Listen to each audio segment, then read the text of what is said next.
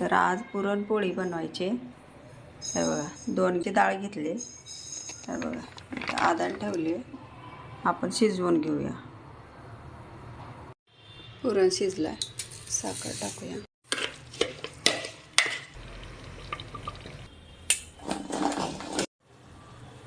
पुरण